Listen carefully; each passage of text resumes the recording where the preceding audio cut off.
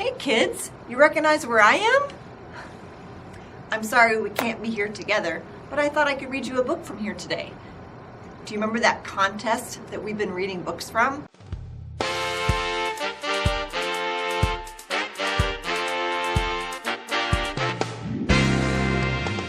Did you say Prairie Bud? Good job, you remembered. There were 10 books in this year's contest. I'm wondering, do you remember the clue on the book that tells you that this book is in the contest? That's right, the purple sticker on the side. Parents, you'll find everything you need to know about the Prairie Bud contest on the South Dakota State Library website.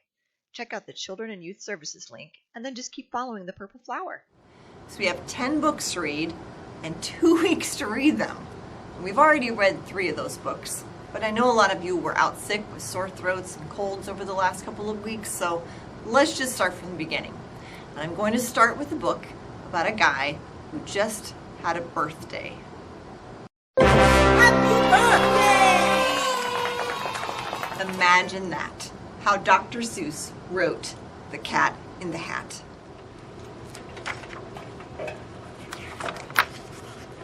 Imagine that, how Dr. Seuss wrote The Cat in the Hat by Judy Sierra, illustrated by Kevin Hawkes.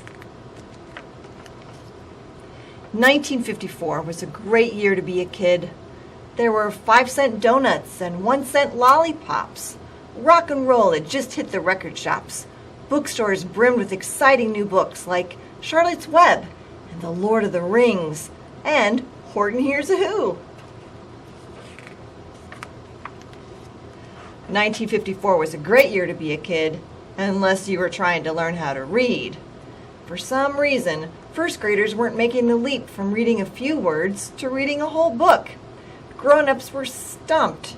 What could the problem be? Kids knew the answer. School readers were just plain boring. Oh, Jane, see Spot and Tim. See Spot run. See funny Spot. See funny Tim. Oh, see. Shh.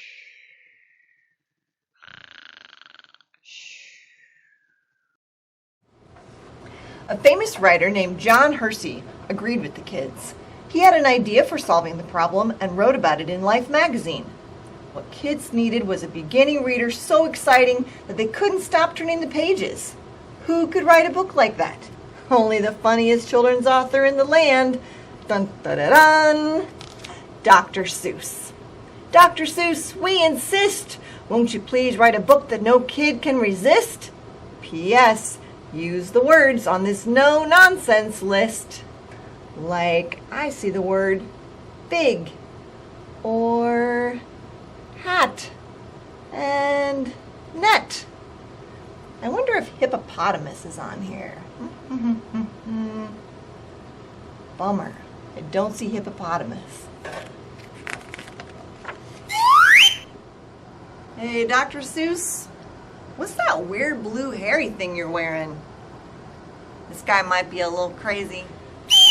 Ted, as he was known to his friends, had already published 9 big picture books. Books like If I Ran the Zoo, and Scrambled Egg Super, and Thidwick the Big-Hearted Moose. They were funny, and kids loved them. But could he write and illustrate a first-grade reader? Of course! A short little book like that would only take 1 or 2 weeks.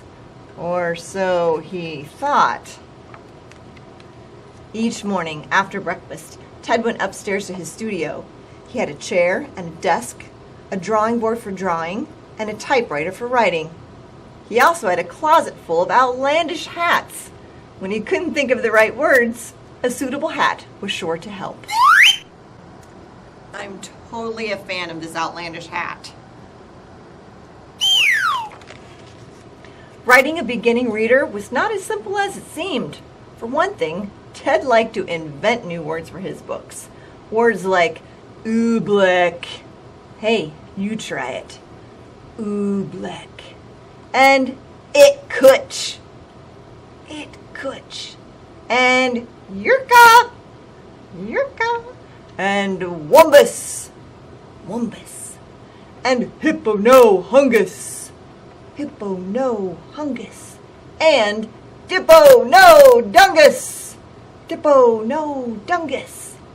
But in this book, he would only be able to use words from the official list. So I guess he won't be using the word hippopotamus. I shall write a rip-roaring book about a queen zebra, Ted declared, and he checked the official list. Queen. Nope, not on the list. Zebra? Nope, not on the list. Maybe a book about a bird. I like birds. Bird. Not on the list. No.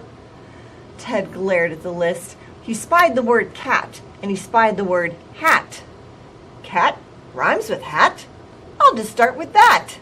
And he reached for his crayons and his colored pencils. Well, if he's gonna do this, the man better get himself a good hat. The cat needed a whiz-bang story. Ted doodled. His stories often began with a doodle. He daydreamed. He tapped at the keys of his typewriter.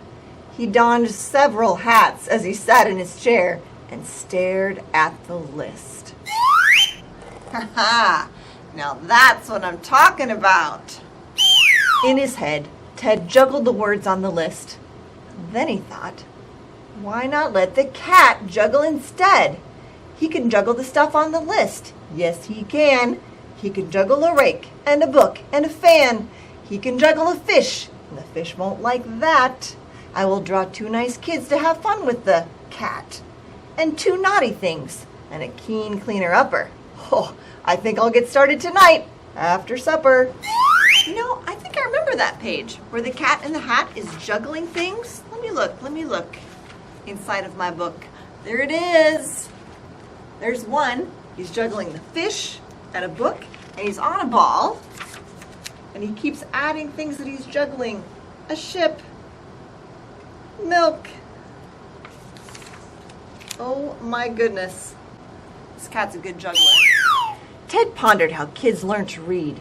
He had a hunch that easy rhymes and funny drawings would help them guess the words they didn't know.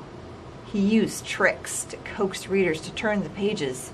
For example, he put the word bump in huge letters at the top right edge of page 5. What made that bump sound? Kids had to turn the page to find out. Page 5. Page 5. There it is. Bump. And then something went bump. How that bump made us jump. Well, I don't know about you, but I gotta know what made that bump. Of course. We looked, then we saw him step in on the mat. We looked and we saw him, the cat in the hat. Ted drew. He redrew. He wrote. He revised. It took more than a year until he was satisfied that the book was funny enough and exciting enough and all around stupendous enough for kids learning to read. Ted delivered the manuscript to his publishers in New York. They loved it. Soon, huge sheets of paper rolled off giant printing presses. Workers used special machines to fold the paper, cut it into pages, sew the pages together, and sandwich each book between 2 covers. They loaded the books onto trucks, and the trucks rumbled away to libraries, bookstores, and schools. It didn't take long for the news to spread from kid to kid, from coast to coast. There was a new book, an easy book, a book that was so much fun you just couldn't stop reading it. Everyone had to have a copy of The Cat in the Hat. Ted traveled to Boston, New York, and Chicago to meet kids, sign their books, and give autographs. The first grade reader was a smashing success. He had done it.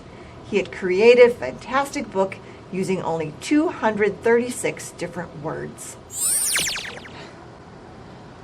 That really is truly amazing. I mean, it is so amazingly amazing.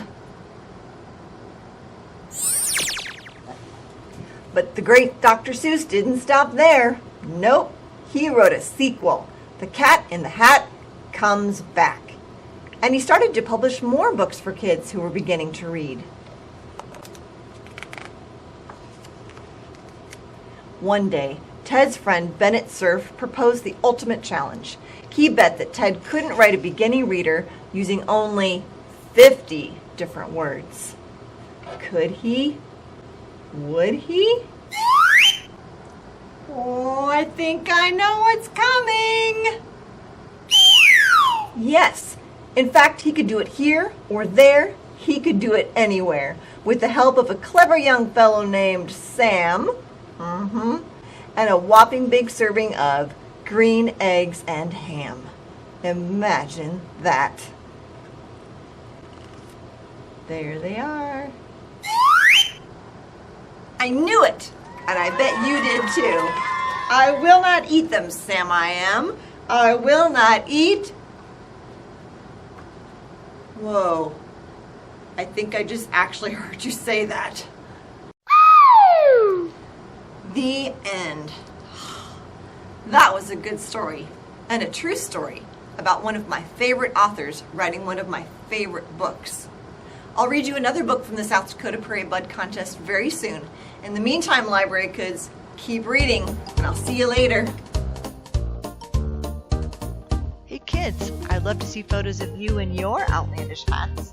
Parents, you can share photos as a comment on the Facebook post of this video, or if you prefer to keep them private, send them to my school email, or just through Facebook Messenger. Take care, everybody.